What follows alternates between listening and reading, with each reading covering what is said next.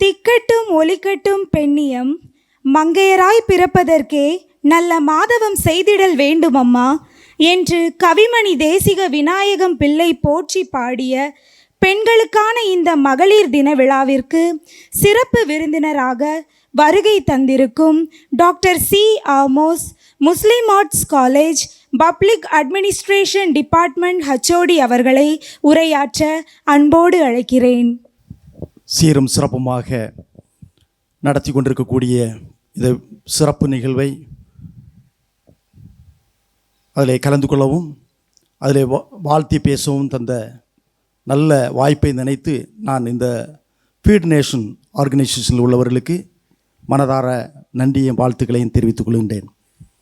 இப்படிப்பட்ட ஒரு சமுதாய தொண்டு செய்யக்கூடிய அமைப்புகள் இன்றைக்கு குறைந்து கொண்டு தான் இருக்கிறது என்று சொல்ல முடியும். ஆனால் அந்த நேரங்களிலே எப்படியாவது சமுதாயத்தில் இருக்கக்கூடிய ஒடுக்கப்படுகின்ற வாழ்விழந்து இருக்கக்கூடிய மக்களுக்கு உதவிகள் செய்ய வேண்டும் என்று சொல்லக்கூடிய நல்ல எண்ணத்தை இந்த ஃபீட் நேஷன் ஆர்கனைசேஷனுக்கு கொடுத்திருக்கிறதுக்கு நான் கடவுளுக்கு நன்றி உடையவனாக இருக்கின்றேன். இந்த நாளிலும் இந்த மகளிர் தின விழாவில் என்னை அழைத்து இந்த நிகழ்வுக்கு சிறப்பு விருந்தினராக அழைத்த ஒவ்வொருவருக்கும் நான் நன்றி பாராட்டு கூறிக்கொள்கின்றேன்.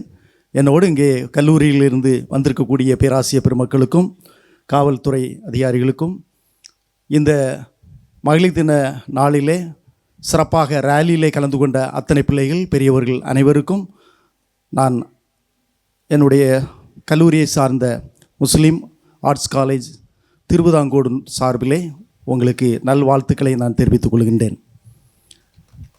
எனக்கு இந்த இடத்துல வந்தபோது உங்கள் மத்தியிலே நான் பேச வேண்டியது என்ன என்று சிந்தித்து கொண்டிருந்தேன். அப்படிப்பட்ட நேரத்தில் வேறு வார்த்தை எனக்கு கிடைத்தது. அது என்னவென்றால், பொருள் இல்லாருக்கு இவ்வுலகம் இல்லை, அருள் இல்லாருக்கு அவ்வுலகம் இல்லை என்று சொல்லக்கூடிய கருத்து. அந்த வார்த்தையை வைத்து உங்கள் மத்தியில் பேசலாம் என்று ஆசிக்கின்றேன். பொருள் அருள் என்று சொல்லக்கூடிய ரெண்டு காரியங்கள். பொருள் இல்லாவிட்டால் இந்த உலகத்திலே எல்லாவற்றையும் தூக்கி எறிந்து விட்டார்கள். உங்களிடத்தில் பொருள் இருக்கும்னு சொன்னால் எல்லாமே அநேகர் நண்பர்கள் வருவார்கள், உதவி செய்யக்கூடியவர் வருவார்கள், அப்படிப்பட்ட நல்ல நிலை கிடைக்கும். அதே மாதிரி தான் பொருள் இல்லாதவர்கள் இன்றைக்கு ஒதுக்கப்பட்டவர்கள் பலர் இருக்கின்றார்கள். அப்படிப்பட்டவர்களுக்கு கொடுக்கக்கூடிய உதவி தான் இந்த ஃபீட் நேஷனுடைய அமைப்பு சிறப்பாக செய்து வருகிறது என்பதை நான் பாராட்டுகின்றேன். அருமையான ரெண்டு முக்கியமான காரியங்களை இங்கே சொன்னார்கள். 12 முக்கியமான காரியங்கள் உண்டு, அவைகளிலே 2 தான் சொன்னார்கள். மிகவும் பாராட்டுதற்குரியது இல்லையா? நம்முடைய வட்டாரங்களிலே உள்ள பாதிக்கப்பட்ட மக்கள் அவர்களுக்கு பொருள் இல்லாமல் இருக்கக்கூடிய நிலையிலே ஒதுக்கப்பட்டவர்களாக ரோடுகளிலும் தெருக்களிலும் மற்றும் பாலங்களிலும் உட்கார்ந்து இருக்கக்கூடியவர்களை அவர்களுக்கு உணவு கொடுக்கக்கூடிய ஒரு நல்ல ஒரு வாய்ப்பு கிடைக்கிறது. மதிய உணவு இங்கே கொடுக்கின்றார்கள். மிகவும் பாராட்டுதற்குரிய ஒன்று. அப்படிப்பட்ட பொருள் இல்லாதவர்களை எடுத்துக்கொண்டு செயல்படக்கூடிய இவர்களை நாம் நிச்சயமாக பாராட்ட வேண்டும். அருள் இல்லாவிட்டால் நிச்சயமாக அவ்வுலகம் இல்லை என்று நாம் சொல்ல முடியும். பொருளும் அருளும் சிறந்து இருக்க வேண்டும். கிறிஸ்டியன் ஃபெய்த்தில் சொல்லுகிற நேரத்தில், இந்த சிறியரில் எனக்கு எதை செய்தீர்களோ அதை எனக்கே செய்தீர்கள் என்று ஒரு வாசகம் அங்கு குறிக்கப்பட்டிருக்கும். என்னவென்றால், சிறியவர்களாகிய இருக்கக்கூடிய பாதிக்கப்பட்ட மக்கள் பலர் இன்றைக்கு இருக்கின்றார்கள். அந்த கிரைஸ்ட் அப்படியாக சொல்லுகிற நேரத்தில் அருமையாக சொல்லுகிறார். எனக்கு ரொம்ப பிடித்தமான ஒரு காரியம். பசியாக இருக்கிறவர்களுக்கு நம்ம உணவு கொடுத்துருக்கோம். அது மாதிரி நோயாக இருக்கக்கூடியவங்கள போய் பார்த்து அவங்கள விசாரிக்கிறது. கட்டுகளில் இருக்கக்கூடியவங்களுக்கு என்ன கட்டு என்று விசாரித்து இருக்கக்கூடியவங்களை, அப்படிப்பட்ட பார்த்தவங்களை எல்லாரையும் கிரைஸ்ட் அங்கே சொல்லுவார், அது அவங்களுக்கல்ல செய்தது, அது எனக்கு செய்தது என்று அப்படி சொல்லுவார். ரொம்ப அருமையானது. அதே மாதிரி இந்த ஃபீட் நேஷன் உண்மையிலேயே அவங்க என்ன செய்கிறாங்கன்னு சொன்னால் நல்ல பணியாற்றி கொண்டிருக்கின்றார்கள். அந்த அருள் காரியங்களையும் பொருள் காரியங்களையும் அவர்கள் செய்து கொண்டிருக்கக்கூடியதை நினைத்து நான் மிகவும் பாராட்டுகின்றேன். இந்த நல்ல நாளிலே மகளிர் தினமாக நீங்கள் கொண்டாடி கொண்டிருக்கின்றீர்கள். உண்மையிலே மகளிர் தான் முக்கியமானவர்கள். இன்றைக்கு உள்ள வாட்ஸ்அப்புகள் எல்லாத்தையும் பார்ப்போமானால் வாட்ஸ்அப்பில் மிக சிறந்த கருத்துக்களெல்லாம் கொடுத்து கொண்டே இருப்பார்கள். இங்கே கூட வாசிக்கப்பட்ட அருமையான பிள்ளைகள் வாசித்தார்கள். மகளிர் எப்படிப்பட்டவர்கள், பெண்கள் எப்படிப்பட்டவர்கள். பெண்கள் இந்த நாட்டினுடைய கண்கள். மிக முக்கியமானவர்கள். பெண்களுடைய வளர்ச்சி தான் நாட்டினுடைய வளர்ச்சி. பெண்கள் அடிமைப்பட்டிருந்தால் நிச்சயமாக வளர்ச்சி இருக்காது என்பதை நிச்சயமாக நான் சுட்டி காட்ட முடியும். ஆகையினால பெண்களுடைய வளர்ச்சிக்காக அரசாங்கம், மத்திய அரசாங்கம் சரிதான், மாநில அரசாங்கம் தான் இன்றைக்கு பல திட்டங்களை கொண்டு வந்திருக்கின்றார்கள் இல்லையா? எளிய மக்களுக்கு 1000 ரூபாய் கொடுக்கக்கூடிய உதவிகள், இன்னும் பெண்களுக்கான சலுகைகள், பேருந்துகள், இப்படிப்பட்டவையெல்லாம் கொடுக்கும்போது நிச்சயமாக நாட்டினுடைய வளர்ச்சி இருக்கும் என்பதை அறிந்துதான் அந்த உதவிகளை செய்கின்றார்கள். ஒரு குடும்பத்தினுடைய ஏழை எளிய குடும்பத்தில் இருக்கக்கூடிய பெண்களை, தாய்மார்களை பாராட்டினால், அவர்களுக்கு உதவி செய்தால் அந்த குடும்பம் சிறப்பாக வளரும் என்பதை அறிந்துதான் இன்றைக்கு பல திட்டங்கள் நிறைவேற்றி கொண்டிருக்கிறது. ஸோ இந்த நேரத்திலும் உங்கள் மத்தியிலே நான் சொல்லக்கூடிய ஒரு காரியம் என்னவென்றால், பட்ஜெட்டிங் பிளான் பண்ண வேண்டும். எல்லாவற்றுக்கும் ஒரு planning is very very essential. நம்ம பட்ஜெட் பண்ணணும். உங்களுடைய நீங்கள் மாணவிகளாக இங்கே வந்திருக்கிறீர்கள், உங்களுக்கு சொல்லக்கூடிய ஒரே ஒரு ஆலோசனை என்ன, எல்லா காரியங்களிலும் budgeting the time, budgeting the money, budgeting everything. எல்லா காரியங்களுக்கும் நீங்கள் பட்ஜெட் பண்ணணும், பிளான் பண்ணணும். அப்படி திட்டமிட்டு நீங்கள் செய்வீங்கன்னு சொன்னால், உங்களை படிப்பாக இருக்கலாம், உங்களை வேலையாக இருக்கலாம், உங்களுடைய எந்த விதமான காரியமாக இருக்கலாம், அவைகளை நீங்கள் திட்டம் போடணும்.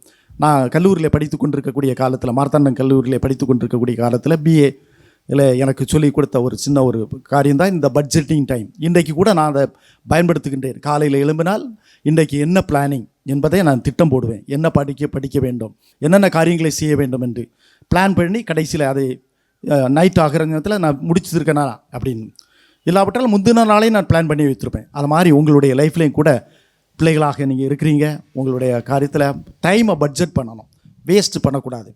பெண்கள் நல்ல உழைக்கணும், உழைக்கிற நேரத்தில் சிறப்பாக வர முடியும் என்பதை நான் சொல்கிறேன். பிளான் பண்ணி பட்ஜெட் பண்ணி படிக்கிறதுக்கு இவ்வளோ நேரம், அப்புறம் உங்களுடைய மற்ற எக்ஸ்ட்ரா கரிக்குலர் ஆக்டிவிட்டீஸுக்காக இவ்வளோ நேரம், மியூசிக்காக, பாட்டு, இப்படிப்பட்டவர்களுக்காக உங்களுக்கு கொடுக்கக்கூடிய நேரங்கள், இப்படியெல்லாம் பிளான் பண்ணி நீங்கள் செய்தால் நிச்சயமாக உங்களுடைய வாழ்க்கை மிகவும் நல்லதாக இருக்கும் என்பதை நான் இந்த நேரத்திலே சுட்டி காட்டுகின்றேன். அன்னை தெரசா அவர்களுடைய பணிகளை பார்க்கும்போது உண்மையிலேயே அவர்கள் பாதிக்கப்பட்ட மக்களுக்கு உதவி செய்து இன்றைக்கு அவர்கள் பெயருக்காக செய்யவில்லை. ஒரு தடவை அவர்கள் இங்கே சொன்னது மாதிரி இவர்களுக்கு உதவி செய்யக்கூடியவர்கள் பலர் இருக்கின்றார்கள் இல்லையா? ஃபீட் நேஷனுக்கு இதை மாதிரி சேரிட்டபிள் ட்ரஸ்ட் நடத்தி கொண்டிருந்த அன்னை தெரசாவுக்கு ஒரு உதவிகள் பலருக்கு கொடுத்து கொண்டிருக்கிறார்கள். அவங்களுடைய அனாதை இல்லத்திலே இருக்கக்கூடியவர்களுக்கு உதவிக்காக பல இடத்திலே கொண்டு கேட்கக்கூடிய நேரத்தில் ஒரு பெரிய வசதி படைத்த ஒரு இடத்துல போய் கொஞ்சம் எனக்கு உதவிகள் கொடுக்க வேண்டும் என்று கேட்ட நேரத்தில் அது அந்த பெரியவர் என்ன செய்து விட்டார் என்றால், அது உமிழ்ந்து காரி துப்பி அந்த கையிலேயே துப்பி விட்டார்கள். யாருக்கு? அன்னை தெரசாவுடைய கையிலே.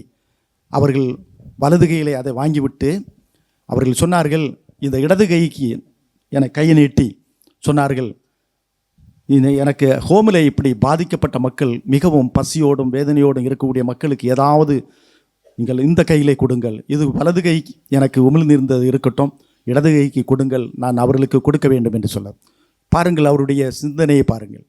அப்படிப்பட்ட நெஞ்சார்ந்த உள்ள நல்ல பெண்களெல்லாம் நமக்கு தேவை. அப்படி வரும்போது நிச்சயமாக அடிமட்டத்திலிருந்து வளர்ச்சி பெற்று உயர்வுகளை பெற முடியும் என்பதில் சந்தேகமில்லை. இவர்கள் இப்படி ஒரு இந்த சம்பவங்கள் மட்டும் இல்லை இங்கே நடத்துகிறது. நீங்கள் நெய்யூர் ஹாஸ்பிட்டலில் கேன்சரில் இருக்கக்கூடிய மக்கள், சாவோடு போராடி கொண்டிருக்கக்கூடியவர்கள், எப்போ சாவு என்று சொல்ல முடியாது. அருமையான சகோதரர் அவர் தான், அவன் தலைமை தாங்கி காலையில் உணவு, மதியான உணவு, சாயந்தரம் உணவு, கேன்சரில் இருந்து பாதிக்கப்பட்டு சாகக்கூடிய சூழ்நிலையிலும் அவர்களுக்கு உணவு கொடுக்கக்கூடிய பணியை கூட அவர் செய்கிறார்கள். அது மட்டுமில்லை, எத்தனை வசதியோடு இருந்தாலும் சரிதான், கேன்சரில் வந்தாச்சுன்னு சொன்னால் அவர்கள் பாப்பராகி விடுவார்கள், மிகவும் மோசமாக கீழே வந்து விடுவார்கள். நீங்கள் வந்து பாருங்கள், இந்த அமைப்பினுடைய சார்பிலும் பள்ளத்தாக்கு நிலையில் சொல்லக்கூடிய அவர்களுடைய அந்த தலைமைத்துவத்திலே வரிசையாக நிற்பார்கள். இப்போ நீங்கள் போய் பார்த்தாரு சொன்னால் வசதி உள்ளவர்கள் கூட ஒன்றுமில்லாத நிலையிலே வரிசையாக ஏதாவது கிடைக்காதா என்று சொல்லக்கூடிய நிலையிலே கேன்சர் பேஷண்ட்ஸுக்கு வைத்துக்கொண்டு அவங்க இருக்கின்றார்கள். அவர்களுக்கு தினமும் கொஞ்சம் உதவிகளை செய்து கொண்டு இருக்கின்றார்கள். இப்படிப்பட்ட நல்ல காரியங்களை எல்லாம் செய்து கொண்டிருக்கக்கூடிய இந்த அமைப்பை நான் மிகவும் பாராட்டுகின்றேன். குறிப்பாக இந்த மகளிர் தினத்திலே என்னை அழைத்து சிறிய கருத்துக்களை சொல்வதற்கு கொடுத்த வாய்ப்பை நினைத்து ஒரு முறை கூட ஃபீட் நேஷன் அவர்களுக்கு நான் மனதார நன்றியை, வாழ்த்துக்களை நான் தெரிவித்துக் கொள்கிறேன். இந்த பணி சிறப்பாக வளரட்டும். நீங்களும் இவைகளிலே ஈடுபடுத்திக் கொள்ளுங்கள். நீங்கள் சின்ன பருவத்திலேயே ஏதாவது செய்தால் நிச்சயமாக வரக்கூடிய எங்களை மாதிரி உள்ள பேராசிரியர்களாக வரும்போதெல்லாம் நீங்களெல்லாம் என்ன செய்ய முடியும், பெரிய லீடர்ஸாகவும் பெரிய காரியங்களை அது உங்களுக்கு அடிப்படை நன்மைகளை கொடுக்கக்கூடியதாகவும் அமையும் என்று சொல்லி இந்த வாய்ப்புக்கு நன்றி கூறி விடைபெறுகிறேன். நன்றி, வணக்கம்.